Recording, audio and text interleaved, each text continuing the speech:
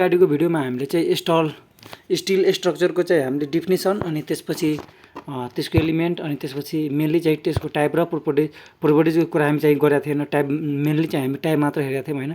टाइपमा चाहिँ high carbon steel, mild steel, medium carbon steel, stainless steel, high steel, cobalt steel, nickel steel, nickel chromium, aluminium steel, chromium steel यो भनेर पढेका थियौँ होइन। सबैको चाहिँ डिटेल पढेका थियौँ। सो अब चाहिँ हामी प्रोपर्टिज अफ स्टिलको चाहिँ हामी चाहिँ यहाँ हेर्नेछौँ होइन। सो हाम्रो चाहिँ अहिलेको यो सेकेन्ड लेक्चरमा हाम्रो टपिक रहेको छ प्रोपर्टिज अफ स्टिल होइन। अब स्टिलको चाहिँ के प्रोपर्टिज हुन्छ भन्दाखेरि त्यसको चाहिँ हामी बारेमा चाहिँ पुरै डिटेली हामी चाहिँ यहाँ गर्नेछौँ होइन। सो यहाँ चाहिँ हाम्रो स्टिलको प्रोपर्टिजको कुरा भन्दाखेरि हाम्रो के हुन्छ त, steel is general term for iron containing a small amount of carbon, manganese and other element. हाम्रो चाहिँ स्टिल यो के हो भन्दाखेरि हुन त यो मेनली चाहिँ आइरन कन्टेन गरेको हुन्छ अरे होइन। अनि स्मल अमाउन्टमा चाहिँ स्मल भनेपछि थोरै मात्रामा हाम्रो चाहिँ कार्बन र म्याग्नेजियम र अदर एलिमेन्टहरू पनि यसमा कन्टेन हुन्छ। तर मेनली भन्दाखेरि हाम्रो के हुन्छ त, यो स्टिलमा हाम्रो चाहिँ आइरन कन्टेन भएको हुन्छ होइन। बडीमा चाहिँ हाम्रो आइरन हुन्छ अनि त्यसपछि अरू चाहिँ हाम्रो एल्युमिनियम, कोबाल्ट, मोलिब्डेनम अनि यो म्याग्निज जस्ता चाहिँ अरू एलिमेन्ट पनि हाम्रो चाहिँ यसमा कन्टेन भएको हुन्छ होइन। सो फर्स्ट अफ अल हाम्रो चाहिँ पहिलो नम्बर 1 को चाहिँ हाम्रो यहाँ प्रोपर्टिज भन्दाखेरि पहिलो नम्बर 1 को हाम्रो प्रोपर्टिज भन्दाखेरि अब के छ त, यो हाम्रो लस्चर हुन्छ अरे होइन। लस्चर भनेपछि के हुन्छ भन्दाखेरि अब टल्किने भनेपछि एकदम लाइट दिन होइन, टल्किने खाले लस्चर हुन्छ अरे होइन। अब it is shiny metal with a very attractive finish होइन। यसमा चाहिँ हाम्रो के हुन्छ त, साइनी हुन्छ अरे, चमकदार हुन्छ होइन, चम्किन्छ, टल्किन्छ भन्न खोजा होइन। त्यही हाम्रो के हुन्छ त, यो हाम्रो चाहिँ स्टिलको चाहिँ हाम्रो प्रोपर्टिज रहेको छ। एउटा मेन प्रोपर्टिज रहेको छ लस्चर होइन। लस्चरमा के हुन्छ त, लस्चर भनेपछि जुन साइनी हुन्छ होइन, साइन भनेपछि चम्किन्छ, टल्किन्छ होइन। एन्ड कल्टेरी एन्ड एपिलेन्स इटिसी होइन। सो यो हाम्रो चाहिँ मेनली यसमा भन्दाखेरि लस्चर भनेपछि हाम्रो साइनी हो रे, चम्किन्छ, त्यति बुझ्दा हुन्छ होइन। अनि त्यसपछि अर्को चाहिँ हाम्रो अर्कोमा हाम्रो चाहिँ कन्डक्टिभिटी छ होइन। कन्डक्टिभिटी भनेपछि हाम्रो चाहिँ कतिको हिट र इलेक्ट्रिसिटी चाहिँ त्यसमा चाहिँ पास हुन्छ र होइन। त्यो भनेको हाम्रो के हो त, कन्डक्टिभिटी हो होइन। अब हिट र इलेक्ट्रिसिटी भनेपछि इलेक्ट्रोनको पास हुनु होइन। हिट र इलेक्ट्रिसिटीको हाम्रो चाहिँ पास हुनु हो, त्यो भनेको हाम्रो कन्डक्टिभिटी भयो होइन। अब यसमा चाहिँ हाम्रो मेनली चाहिँ यो हाम्रो चाहिँ एउटा चाहिँ यो मटेरियल भयो होइन, टेबल हेर्दाखेरि यो थर्मल कन्डक्टिभिटी भयो होइन। अनि एउटा चाहिँ हिट क्यापेसिटी भयो होइन। सो हामीले चाहिँ मेनली भन्दाखेरि हाम्रो चाहिँ यो तिनटाको हाम्रो हेर्दा भइहाल्छ, अरू बाँकीको हेर्नु पर्दैन। सो मजाले चाहिँ कन्डक्टिभिटी भनेर सिल्भरको चाहिँ हाम्रो यति चाहिँ थर्मल कन्डक्टिभिटी भनेपछि 428 हुन्छ अरे। कपरको चाहिँ हाम्रो 390 चाहिँ हाम्रो वाट हुन्छ अरे होइन। त्यसै गरी एल्युमिनियमको हाम्रो चाहिँ 236 हुन्छ। यति भनेपछि हाम्रो मजाले चाहिँ हाम्रो यो कन्डक्टिभिटीमा चाहिँ यति मात्र लेख्दा चाहिँ हुन्छ होइन। अनि त्यसै गरी अर्को चाहिँ हाम्रो मेनिएबल रहेको छ होइन। मेनिएबल के हो भन्दाखेरि मजाले यसलाई चाहिँ हाम्रो मजाले यसलाई भनौँ न, अब पात जस्तो एकदम थिन चाहिँ होइन, सिट जस्तो बनाउन सक्यो होइन। पेपर जस्तो मजाले पातलो पेपर जस्तो बनाउन सक्यो यसलाई होइन। त्यस्तोलाई हामी चाहिँ मेनिएबल भन्छौँ होइन। सो हाम्रो चाहिँ यसको हेर्दाखेरि it can be roll into thin sheets, rod bar और बिम्स होइन। यसलाई चाहिँ हामी थिन सिटमा, रडमा, बारमा र बिम्समा चाहिँ हाम्रो यसो हामी चाहिँ कन्भर्ट गर्न सक्छौँ होइन। त्यो भनेको हाम्रो मेनिएबल भयो अरे। त्यसै गरी हाम्रो डक्टिलिटी भनेपछि हामी त्यसलाई मजाले हामी चाहिँ स्ट्रेच गरेर हामी चाहिँ तार जस्तो होइन, भनौँ न वायर जस्तो हामी बनाउन सक्छौँ। भनेपछि अघिमा के थियो त, हामीले त्यसले चाहिँ एकदम पातलो थिन पेपर जस्तो बनाएको थियौँ होइन। त्यसलाई सपोज अब ह्यामरले हानेर होस् अथवा अब जेले होस् होइन, त्यसलाई हामी चाहिँ हानेर थिचेर चाहिँ हामीले त्यसलाई चाहिँ हामी पात जस्तो भनौँ न, पात जस्तो पातलो होइन र फराकिलो बनाएको थियौँ होइन। अनि अर्कोमा चाहिँ यो मेनिएबल भयो होइन। मेनिएबल अनि डक्टिलिटीमा हाम्रो के हुन्छ त, त्यसले मजाले हामी चाहिँ दुवै साइडबाट अब टेन्साइली चाहिँ के अरे तानेर होस् अथवा जेसुकैले होस् होइन, मजाले त्यसले के गऱ्यौँ त, हामीले त्यसलाई मजाले हामी चाहिँ एउटा वायर जस्तो बनाउन सक्यौँ होइन। भनेपछि यो त्यसलाई लामो वायर जस्तो बनाउन सक्यो भने त्यो भनेको हाम्रो डक्टिलिटी हो अरे होइन। त्यो बुझिन्छ होइन। सो यति नै थियो होइन। अनि अर्को चाहिँ हाम्रो एउटा स्ट्रेन्थ रहेको छ। हामीले के पढाएको छ, अहिलेसम्म लस्चर पढ्यौँ एउटा, त्यो अनि त्यसपछि हामी कन्डक्टिभिटी पढ्यौँ। त्यसपछि हाम्रो चाहिँ के अरे मेनिएबल, त्यसपछि डक्टाइल अनि यो स्ट्रेन्थ होइन। स्ट्रेन्थ भनेपछि हाम्रो के हुन्छ त, स्ट्रेन्थ भने के हो त हाम्रो भनौँ न बलियो, कतिको बलियो छ। स्ट्रेन्थ भनेपछि हाम्रो बलियो हुन्छ अरे होइन, कतिको बलियो छ भन्नु खोज्या होइन। सो यो चाहिँ हाम्रो चाहिँ भेरी स्ट्रङ हुन्छ अरे होइन। स्ट्रेन्थमा चाहिँ हाम्रो यो भेरी स्ट्रङ हुन्छ। अनि रेसिस्ट टु फ्र्याक्चर होइन, फ्र्याक्चर चाहिँ हुँदैन रे, यत्तिकै इजिली चाहिँ फ्र्याक्चर हुँदैन, फ्र्याक्चरले चाहिँ रेसिस्ट गर्छ होइन। र यो चाहिँ भेरी स्ट्रङ हुन्छ होइन। सो बिल्डिङ फ्रेम, सिक्युरिटी डोर्स, ड्रेन्स, सिप्स आदि कुराहरू चाहिँ यसलाई युज गर्छौँ होइन, हाम्रो चाहिँ स्टिललाई चाहिँ। अनि त्यसपछि हाम्रो चाहिँ ड्युरेबिलिटी छ अरे, अब कतिको टिकाउ हुन्छ अरे होइन।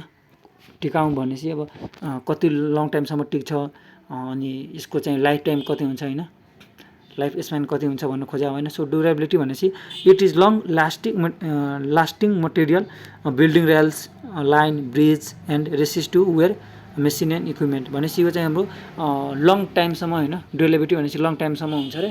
अब यो बिल्डिङको रेलहरू, लाइन अनि ब्रिजहरू त्यस्तो हामी चाहिँ बनाउनको लागि चाहिँ, अनि त्यसै गरी धेरै चाहिँ मेसिनरी र चाहिँ इक्विपमेन्टहरू बनाउनको लागि हाम्रो चाहिँ यसको युज हुने गर्छ अरे होइन। यहाँ हेर्न सक्नुहुन्छ तपाईँ, स्टिल भनेपछि लङ टाइमसम्म हुँदा पनि त्यसले अलि बेन्ड भएर तर पनि त्यसले त्यसको अब स्ट्रेन्थ पनि बलियो नै रहन्छ होइन। तर एल्युमिनियम यहाँ हेर्न सक्नुहुन्छ, यहाँ झ्यापट्युब चाहिँ गएको छ अरे होइन। सो चाहिँ स्टिल चाहिँ के हुन्छ त हाम्रो, त्यसको चाहिँ लाइफ स्प्यान भनेपछि धेरै हुन्छ अरे होइन, धेरै समयसम्म टिकाउ हुन्छ। त्यसै गरी अब चाहिँ हामी त्यो हाम्रो चाहिँ एउटा त भनौँ न फिजिकल जस्तो भयो होइन, फिजिकल प्रोपर्टिज जस्तो भयो। अब हामी चाहिँ जेनरल प्रोपर्टिजको कुरा गर्दाखेरि होइन, अब स्टिलकै हो जेनरल प्रोपर्टिज, तर यसमा चाहिँ हामी के हुन्छ त, यसमा चाहिँ हाम्रो टेक्निकल टर्महरू आउँछ, जस्तै मोडुलस अफ इलास्टिसिटी कति हुन्छ अरे, पोइजन्स रेसियो कति हुन्छ, पोइजन्स अनि त्यसपछि कोएफिसिएन्ट अफ लिनियर एक्सपान्सन कति हुन्छ, डेन्सिटी कति हुन्छ, यील्ड स्ट्रेस कति हुन्छ, अलाइएबल स्ट्रेस कति हुन्छ, त्यसको बारेमा हामी चाहिँ यहाँ फर्मुला हेर्नेछौँ। अनि त्यसको कति भ्यालु हुन्छ त्यो पनि हामी हेर्नेछौँ। सो यहाँ चाहिँ मोडुलस अफ इलास्टिसिटी भनेपछि हाम्रो चाहिँ कति छ भन्दाखेरि 200 हाम्रो गिजा पास्कल हुन्छ र होइन। त्यसै गरी हाम्रो पोइजन्स रेसियो 0.25 देखि हाम्रो 0.33 हुन्छ। अब पोइजन्स रेसियो निकाल्ने हामीसँग फर्मुला छ अरे, लेटरल स्ट्रेन अनि लङ्गिट्युडनल स्ट्रेन होइन। Lateral strain divided by longitudinal स्ट्रेनको चाहिँ लायो भने हाम्रो चाहिँ पोइजन्स रेसियो 0.25 देखि 0.33 सम्म हुन्छ अरे होइन।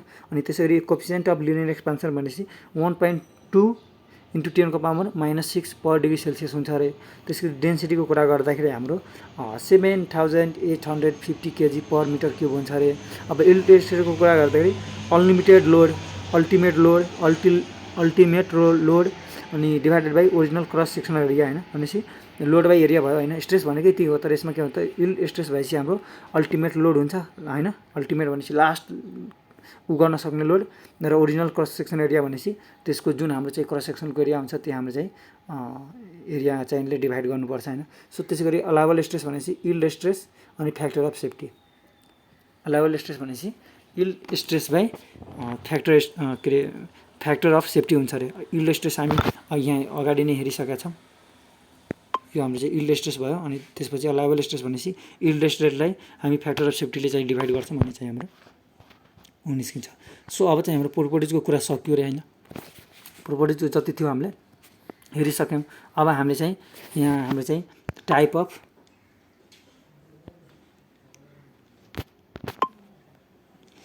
मोडुलस अफ इलास्टिसिटी हामी हेर्छौँ होइन।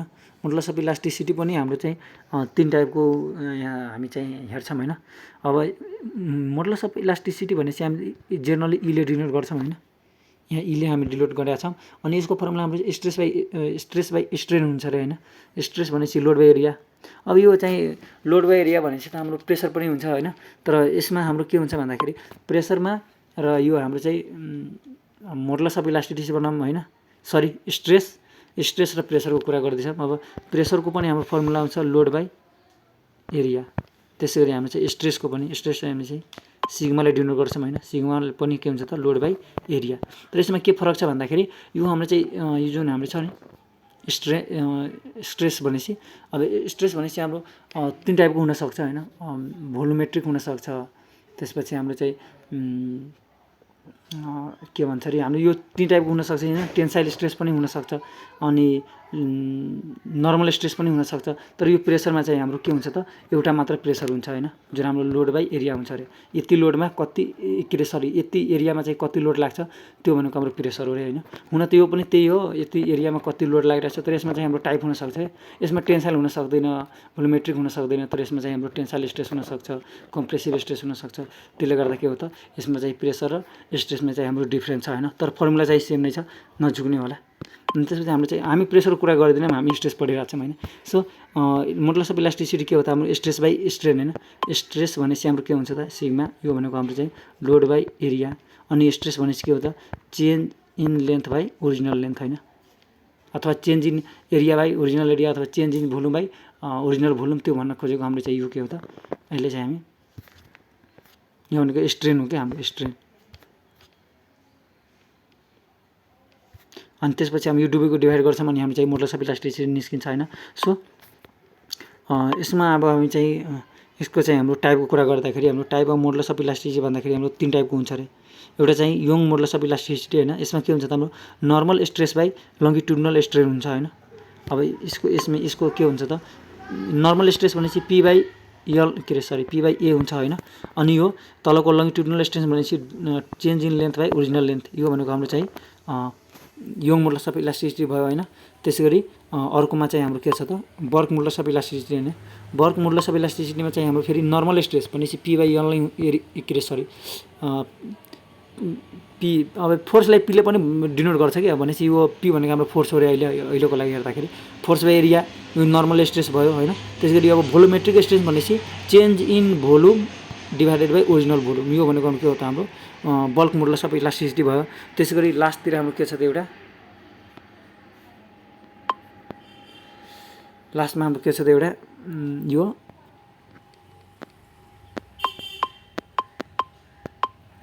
मोडुलस अफ रिजिडिटी होइन, tangential stress divided by sharing stress होइन। अब यसको नि हाम्रो चाहिँ फर्मुला हुन्छ अरे। सो भनेपछि हामीसँग हेर्दाखेरि हाम्रो 3वटा चाहिँ मोडुलस अफ इलास्टिसिटी छ अरे, फर्मुला पनि हामी हेरिसकेका छौँ होइन। सो त्यसपछि हाम्रो चाहिँ प्रोपर्टिज र यो हाम्रो मोडुलस अफ इलास्टिसिटी हामी पढिसकेका छौँ होइन। सो हामी चाहिँ यो स्ट्रेस अनि स्ट्रेस स्ट्रेन त हामी अघि नै पढिसकेका छौँ होइन। फर्मुला मैले भर्खर अघि नै बताइदिएँ होइन। सो हामी स्ट्रेस स्ट्रेनको हामी चाहिँ डिपली जाँदैनौँ होइन, नर्मली त्यसको फर्मुला हेरेपछि मात्र हुन्छ होइन। सो अब चाहिँ हामी यो स्टिलमा चाहिँ हाम्रो कोड युज हुन्छ अरे। अब कुन कोड युज हुन्छ भन्दाखेरि त्यसको बारेमा हामी चाहिँ यहाँ डिस्कस गर्छौँ होइन। So code use in still structure design होइन, यसमा चाहिँ हाम्रो कोड हाम्रो चाहिँ IS 800 अनि 2070 एउटा यो हुन्छ र एउटा हाम्रो चाहिँ IS 456 2016, यो दुईवटा हाम्रो चाहिँ यो स्टिलको चाहिँ हाम्रो कोडहरू यसमा चाहिँ युज हुन्छ। त्यो कोड हामी हेर्दै न्युमेरिकल गर्छौँ होइन। सो थ्योरी अझै हाम्रो चाहिँ थोरै बाँकी छ। एउटा छ हाम्रो advantage of using still in structure. अब स्टिल चाहिँ स्ट्रक्चरमा चाहिँ स्टिल युज गर्दाखेरि के हाम्रो चाहिँ एडभान्टेज भनेपछि के फाइदा हुन्छ होइन, यसको एडभान्टेज के छ र डिसएडभान्टेज के छ त्यसको बारेमा हामी चाहिँ कुरा गर्छौँ होइन। सो फर्स्ट अफ अल चाहिँ हाम्रो नम्बर 1मा छ हाम्रो हाई स्ट्रेन्थ भनेपछि यो हाम्रो चाहिँ स्टिलको के हुन्छ त, स्टिलको भन्दाखेरि हाम्रो चाहिँ हाई स्ट्रेन्थ हुन्छ र धेरै बलियो हुन्छ भन्न खोजे होइन, धेरै बलियो हुन्छ। त्यही भएर हामी चाहिँ स्ट्रक्चरको रूपमा चाहिँ हामी स्टिल युज गर्न सक्छौँ होइन। सो अर्को छ हाम्रो the high ratio of strength to weight भनेपछि यसको चाहिँ हाम्रो चाहिँ स्ट्रेन्थ पर युनिट वेट भनेपछि हाम्रो चाहिँ यसको स्ट्रेस चाहिँ धेरै हुन्छ अरे होइन। High ratio of strength to weight भनेको छ होइन, भनेपछि स्ट्रेन्थ पर युनिट वेट यसको स्ट्रेन्थ बढी हुन्छ। त्यही भएर हामी चाहिँ यसको चाहिँ हामी स्टिलको स्ट्रक्चरको रूपमा चाहिँ स्टिल हामी युज गर्छौँ। त्यसपछि हाम्रो छ excellent ductility and seismic resistance होइन। अब यो हाम्रो चाहिँ एक्सिलेन्ट डक्टिलिटी छ अरे। डक्टिलिटीको हामीले चाहिँ के गरेका थियौँ त, डक्टिलिटी भनेपछि हाम्रो मजाले चाहिँ यसलाई भनौँ न तार जस्तो वायर जस्तो चाहिँ पातलो बनाउन सकिन्छ र होइन। अनि सेस्मिक रेसिस्टेन्स भनेपछि हाम्रो के हुन्छ, सेस्मिक भनेपछि एउटा भाँडोकुँडा हो होइन, भनेपछि स्टिलको चाहिँ भाँडोकुँडा मजाले पनि बनाउन सकिन्छ। डक्टिलिटी भएको कारणले गर्दा यसलाई मजाले चाहिँ हामी मेडिएबल डक्टिलिटी मेलिएबिलिटी र डक्टिलिटी भनेपछि हाम्रो स्टिलको एउटा प्रपर्टिज हो, जुन हाम्रो के हुन्छ त मेलिएबल भनेपछि हाम्रो चाहिँ मजाले त्यसले भनौँ न पिटेर होइन पात जस्तो बनाउन सकिन्छ, थिन पेपर जस्तो सिट जस्तो बनाउन सकिन्छ। र डक्टिलिटी भनेपछि मजाले त्यसलाई तार जस्तो वायर जस्तो बनाउन सकिन्छ। त्यस कारणले गर्दा चाहिँ यसको सेस्मिक रेसिस्टेन्स पनि हुन्छ अरे होइन।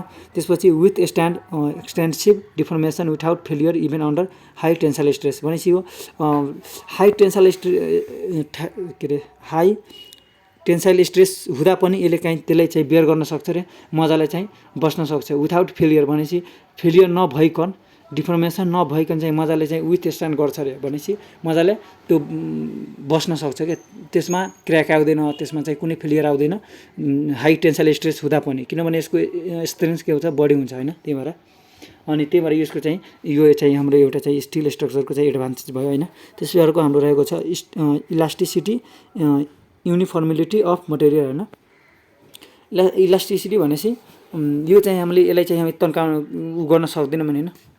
अब हुन्छ नि तपाईँलाई मजाले यदि टेन्साइल फोर्स लाग्यो भने यो तन्किन्छ भने छैन कि, तर त्यसले मजाले अब यसो त्यसलाई तताएर अब त्यसलाई चाहिँ अब हिट गरेर त्यसलाई अब हामी चाहिँ ह्यामरले हानेर त्यो हामी तार जस्तो बनाउन सक्छौँ, त्यो प्रोसेस बेग्लै छ होइन। तर यसो इजिली हेर्दाखेरि त्यसलाई चाहिँ हामी यत्तिकै चाहिँ टेन्साइल फोर्स लाग्दाखेरि चाहिँ त्यो इलास्टिक जस्तो चाहिँ त्यो तन्किँदैन होइन। भनेपछि युनिफर्मिलिटी अफ मटेरियल भनेपछि चारैतिर यसको चाहिँ सेम डेन्सिटी हुन्छ होइन, युनिफर्मिलिटी हुन्छ होइन। भनेपछि यो चाहिँ अब यसको चाहिँ यदि हाम्रो चाहिँ यो स्टिल मटेरियल छ भने जता हेर्दा पनि चाहिँ यसको प्रोपर्टी चारैतिर सेम नै हुन्छ, चारैतिर सेम डेन्सिटी हुन्छ, चारैतिर सेम स्ट्रेन्थ हुन्छ। भनेपछि यो हाम्रो चाहिँ युनिफर्मिलिटी अफ मटेरियल भएको कारणले गर्दा चाहिँ हामी स्टिल स्ट्रक्चरमा चाहिँ हामीले यसलाई युज गर्छौँ होइन।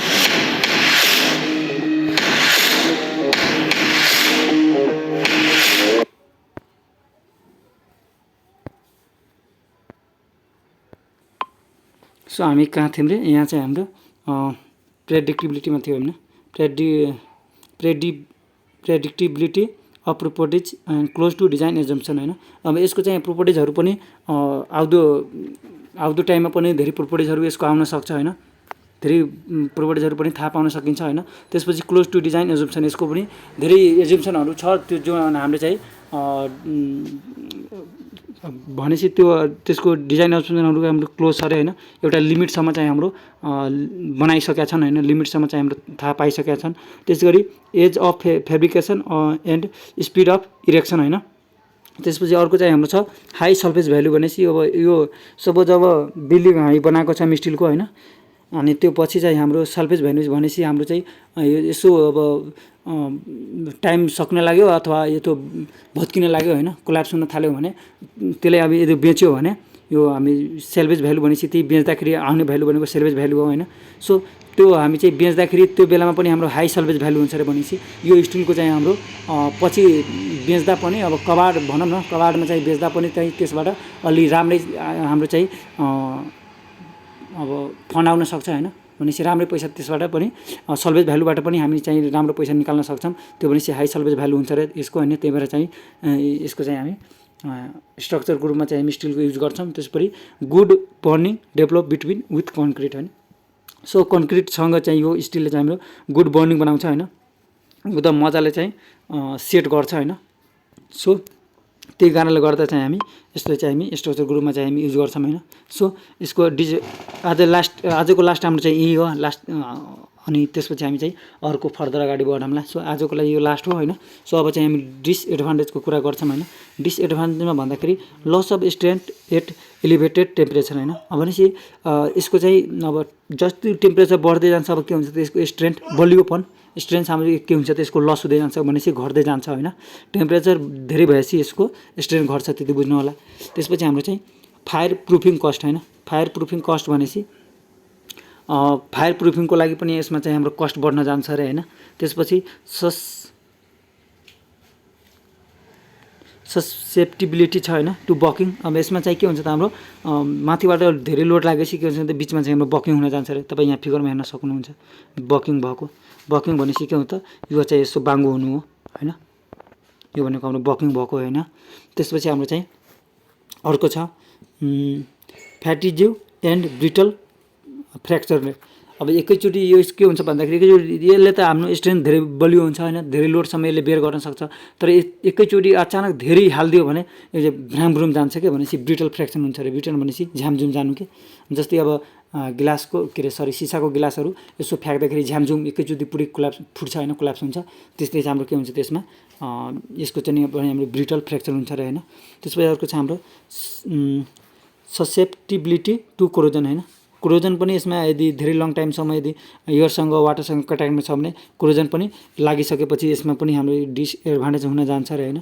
अनि maintenance cost, thin walled structure होइन भनेपछि हाम्रो चाहिँ मेन्टेनेन्स कस्ट चाहिँ यसमा बढी लाग्छ अरे होइन। अब सपोज अब